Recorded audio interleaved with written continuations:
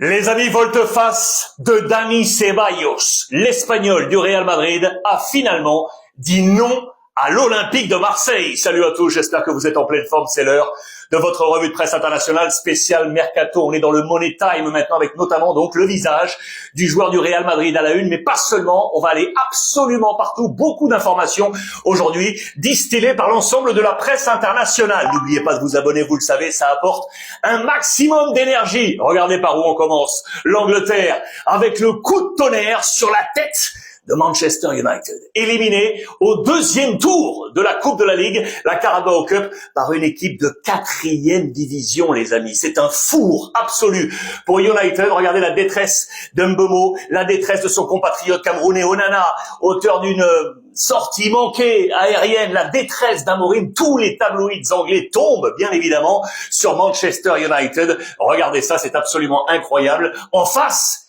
Grimsby, 4e division. Sur la carte de l'Angleterre, c'est à la même hauteur que Manchester United, mais vous le collez sur la mer du Nord. C'est une petite ville portuaire, pas grande, équipe de 4e division. Imaginez la joie absolue au terme d'une séance de tir au but complètement folle. Regardez, Grimsby a mené 2-0 après 30 minutes de jeu seulement. Absolument incroyable. Et c'est en deuxième période, à la toute fin de match, que finalement Manchester revient. Mbeumo qui était rentré à la 75e pour le but, Maguire à la 89e et une séance de tir au but interminable. 12-11. Tous les tireurs sont passés une fois et on a dû repartir sur un tour. Regardez, absolument fou. Bruno Fernandes était le premier tireur. Il retente de nouveau. Mbeumo était le deuxième tireur. Il avait marqué le premier. Il manque le deuxième, la qualification pour la petite équipe de Grimsby. Il y a beaucoup d'interrogations que vous avez portées sur les réseaux sociaux. J'ai adoré ça, notamment sur le choix,